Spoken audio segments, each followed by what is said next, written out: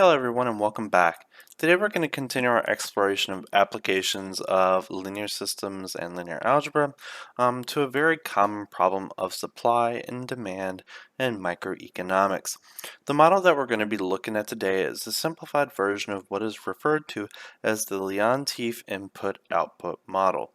So let's just state a couple of the very basic things that we're going to be talking about today. So we're going to be assuming that both x and d are column vectors within real components. So n is going to correspond to the number of sectors that produce goods and services. X is going to be the amount of a good that is produced, and D is going to be the demand of a good by a non-commercial consumer. So one can ask the basic question, why not make the amount for which you produce exactly equal to the demand? Now, generally speaking, from a business perspective, this is not a very far-fetched question, but keep in mind, unless each of these companies or manufacturers are pretty much independent of all other resources, they usually need to have resources produced by other companies. Therefore, even though the non-commercial consumer has demand, the intermediate manufacturers also have demand as well. And that's the next concept that we're actually going to be exploring a little bit, and this is referred to as intermediate demand. Right? So if there is no intermediate demand, then technically speaking, there's no reason why you can't make the amount you produce exactly equal to the amount of demand, right? At least up front, right? So what exactly is intermediate demand? So intermediate demand is going to be the demand by the producers or manufacturers, depending on how you look at it. All right, so that's the intermediate demand. So what we're going to do is we're going to introduce a matrix. So the matrix is going to be structured as so. Let's put 4 rows here. Okay, and let's assume that we're actually going to call this matrix C, and C is going to stand for a consumption matrix. So let's assume that we have, for example, manufacturer 1, manufacturer 2, all the way out to say manufacturer M, and it's going to order some product from, for example, manufacturer 1, manufacturer 2, all the way out to say manufacturer N, right? Because sometimes a company produces their own product. Maybe not all, but maybe one or a subset of all end products. All right? So this is a consumption matrix of the product x, and keep in mind x is a vector with x1, x2 down to say xm. So each of these elements within this matrix, for example C11, C12, C1m, C21, C22 down to C2m, and that's going to continue all the way down to Cn1, Cn2, all the way down to Cnm. Okay, so in terms of this number, so what restrictions do we have on this number? So Cij is going to be a number in the open interval 0 to 1, but technically speaking, you can have C being equal to 0. That's perfectly okay. You make none of your products and you just produce from that. You just order completely from other places. That's perfectly okay. But technically speaking, Cij are going to be interpreted in terms of percentages. All right, that's why we want it to be from 0 to 1. And you may ask, well, why do we not allow Cij to be equal to 1? That's going to make sense very, very soon. Now, in terms of the interpretation, what this percentage is, so this is Cij being the percentage Mj consumes or orders from company Mi. All right, so if I look at a particular coefficient, for example, 653, this is the percentage that M3 orders from M5, okay? So make sure you don't get your indices mixed up. This is a common convention. All right? So let's look at a particular or a very special scenario.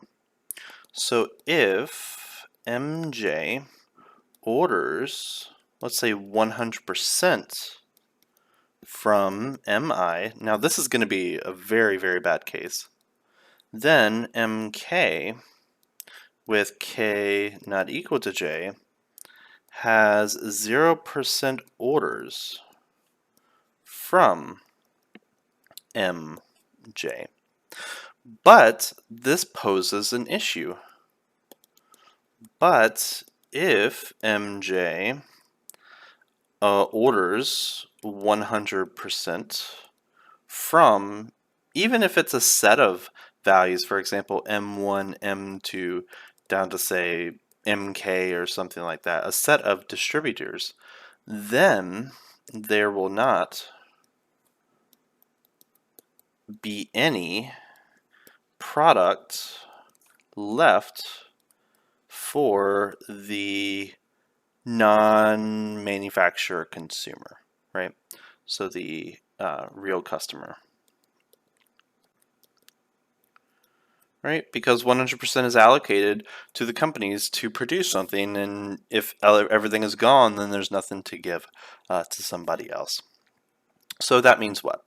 So if you view it from that perspective, that means we have the following relationship. So that means the sum of each column should be less than 1.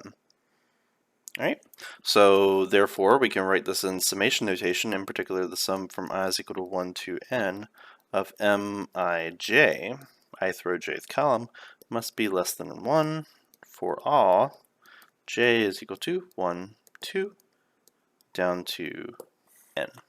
Right?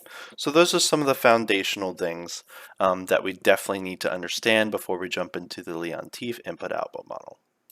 So now that we have some of the basics discussed and understood, let's introduce the main components of the Leontief input-output model. Right? So let's outline where we are in this story. So we have C, which corresponds to our consumption matrix by our manufacturers, and we have X, the amount of product produced. So if we take C, which is an m by n matrix, and X, which is an m by 1 vector, then we have that Cx is going to be referred to as the intermediate demand. This is the intermediate demand, right? Because if you produce a certain amount, that consumption matrix, which corresponds to a certain percentage, which should be less than 1, corresponds to the total percentage across all manufacturers of a particular product that needs to be allocated to the manufacturer. Right? So if we have C, which is the consumption matrix, X the amount produced, and Cx the intermediate demand, and we have Cx, which again is the intermediate demand, and we also have the vector D, which is the customer, the non-manufacturer customer demand. Then from these two, Cx plus D, that vector is the total demand.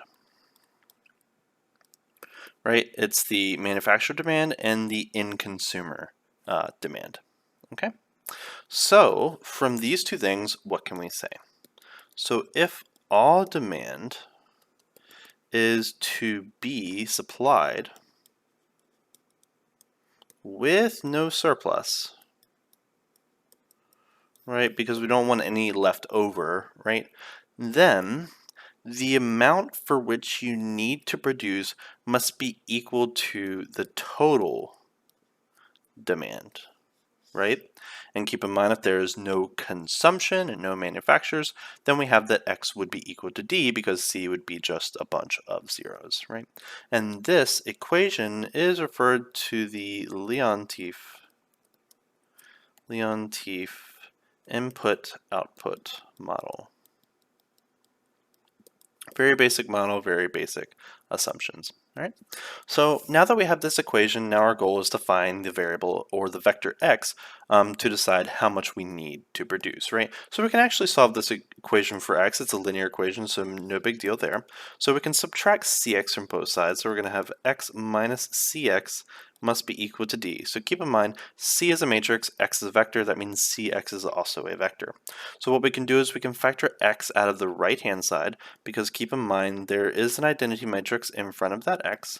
So that means we have that I minus c times x must be equal to d. Right? So keep in mind that's just a matrix like A. So we have AX is equal to D, and we can solve that linear equation by inverting the matrix I minus E, provided that it is invertible.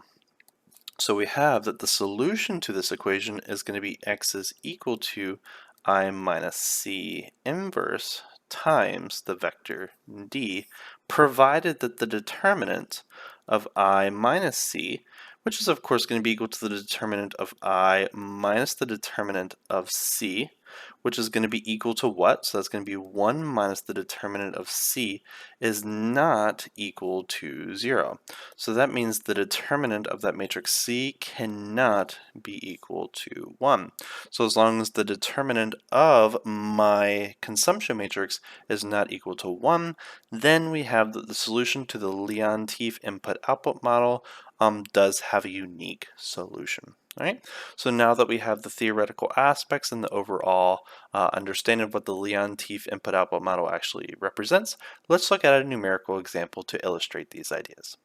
So let's assume we have the following economic structure, where this structure on the left-hand side is going to be our consumption matrix, and then we have two products that we're going to be constructing here, where we want 22,000 units of product 1 and 30,000 units of product 2, right? So that's how much we need at least for our end consumer, right? So we need at least, for example, 22,000 of product 1 and at least 30,000 just to satisfy the end consumer, but we need a little bit more than those in order to satisfy the manufacturers for the goods that they are producing to make that demand come true, all right?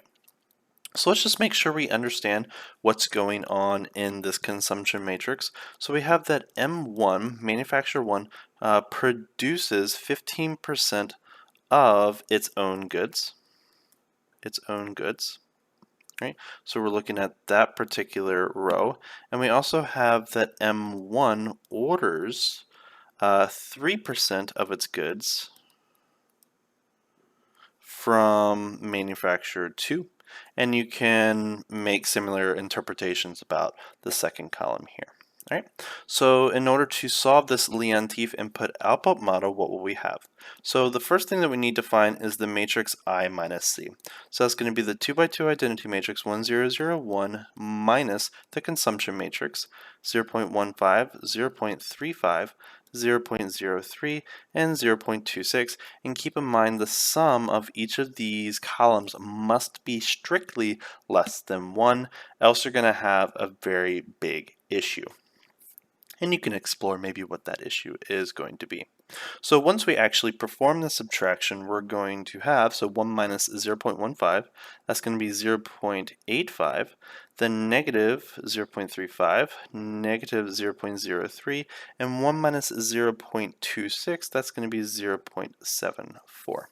Right? So once we have I minus C, then we can see if there is a unique solution.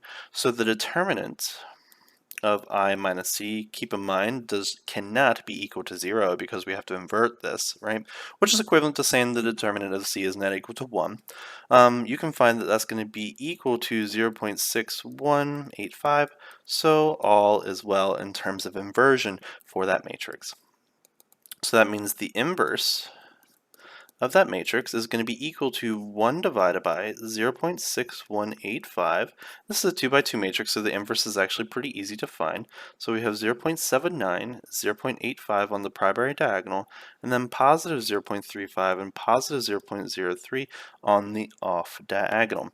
And therefore, once we have the inverse of this matrix, then we know that x, which is our production vector, is going to be equal to I minus C inverse times R in consumer demand, which is going to be equal to 1 divided by 0.6185 times that matrix, 0.7, what was it, 0.7, that should be 4.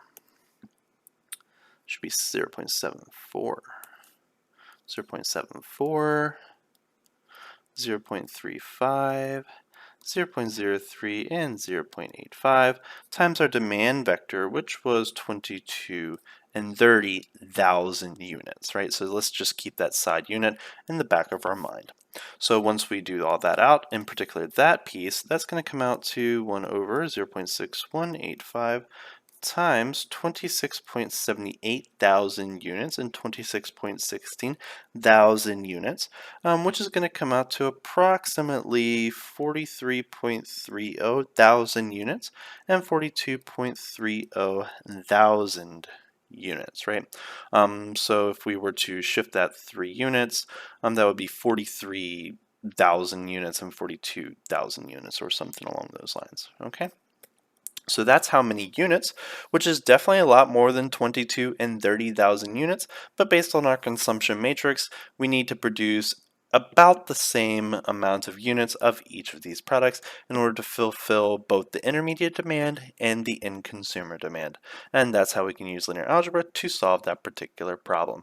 So I hope you enjoyed, and I'll see you in the next linear algebra video. Take care.